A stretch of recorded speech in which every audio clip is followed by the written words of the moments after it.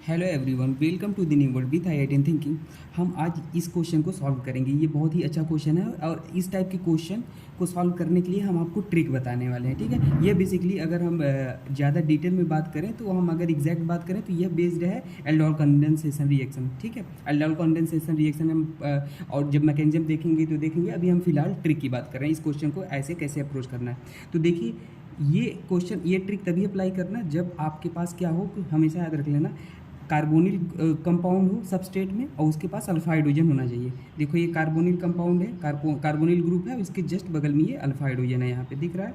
Carbon से जुड़े hydrogen को अल्फा हाइड्रोजन कहते हैं, कार्बोनिल ग्रुप के बगल। और आपको जो रिएजेंट दिया होना चाहिए वो हमारा डाइल्यूट बेस होना चाहिए और हीटिंग गिवन हो तो देखो बेसिकली करना क्या होता है। सबसे पहले आप इस फॉर्मेट में लिख लो इसे। देखो, जो भी आपका सबस्ट्रेट है आप उसको इस फॉर्मेट में लिख लो। ठीक है, ऐसे। ठीक है, यहाँ पे जो है जैसे है ऐसे लिख लो। और इसी सबस्ट्रेट को हमेशा आपको पता है ये दो मॉलिक्यूल के बीच में होता है। ठीक है, एल्डोल कंडेंसेशन। तो एक मॉलिक्यूल को आप इसी वाले को इस फॉर्मेट में लिखो, जिस अल्फा हाइड्रोजन को बाहर बाहर दिखा दो। ऐसे दिख रहा है, देखो यही सेम को हम लिख रहे हैं ना, और ऐसे लिख लो। अब देखो, कुछ नहीं करना होता, बस अब यहाँ पे क्या कर दो, ये जो आपको दिख रहा है ना, यहाँ से आप इसको बाहर कर दो। देखो, यहाँ से इस हाइड्रोजन को ये ऐसे यहाँ से बाहर कर दो। ठीक है, और इसको ऐड कर दो। अगर डाउट हो रहा है तो आप नंबरिंग कर लो। देखो, यहाँ मान लो 2 दे दो, इसे 3 दे दो, इसे 4 दे दो, इसे 1 दे दो। ठीक है, तो देखो जस्ट क्या किया है, आपको देखना, यहाँ से बाकी जो जैसे है वैसे ही रहने दो। देखो, इसे 2 दिए थे, 2 वाले को हमको किससे जोड़ना है, 3 से जोड़ना है, तो 3 से हम लिख देते हैं जोड़ के। ठीक है, और डबल बॉन्ड आप लगा दिया। ठीक है, ऐसे, और बाकी हम CH लिख देते हैं 2 3 4, तो हमारा ये डायरेक्ट प्रोडक्ट आ गया। ठीक है, ये ट्रिक आप याद रखना। कब लगाना है, जब आपके पास कार्बोनिल कंपाउंड हो और उसके पास अल्फा हाइड्रोजन हो और हमारा जो रिएजेंट हो वो हमारा क्या होना चाहिए, डाइल्यूट NaOH।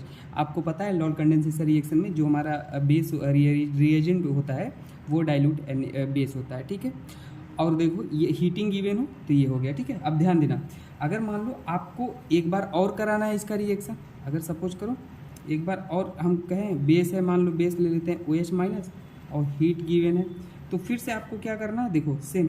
अब जो इनिशियल वाला था ना, इनिशियल, आपको उसी को लेना है, उसको तो वैसे ही लिख दो, फिर से वही कहानी, उसको वैसे ही लिख दो। और जो हमारा ये वाला बना है उसको हाइड्रोजन के फॉर्म में लिख लो, जैसे भी बताया है, अल्फा हाइड्रोजन।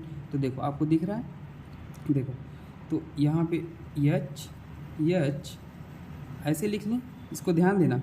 और फिर हमने यहाँ पे लिख लिया CH, ध्यान देना, CH ये वाला डबल बॉन्ड। ठीक है, और उसके बाद CH और उसके बाद हमारा CHO है। फिर से हम क्या करेंगे, यहाँ से हम इसको बाहर करेंगे, ध्यान देना, फिर से हम इसको बाहर करेंगे और हमारा जो प्रोडक्ट बनेगा कुछ इस तरीके से बन जाएगा। देखो, CH3 CH double bond CH और हमारा यहाँ पे CH, फिर से एक डबल बॉन्ड आ जाएगा। ठीक है, एक तो ये वाला, एक तो डबल बॉन्ड यहाँ बना ये वाला, और एक पहले से ही था तो वो लिख दिया, और हमारा CHO। ठीक है, नंबरिंग अगर देना चाहो, डाउट है तो नंबरिंग दे दो। देखो 1 2, ठीक है, 3 4 5 6। ठीक है, तो देखो नंबरिंग दो, 1 2 और 3 के बीच में डबल बॉन्ड बना है, देखो, तो 2 3 4 5, 4 और 5 के बीच में डबल बॉन्ड है, और 6, तो हमारा ये प्रोडक्ट बन जाएगा।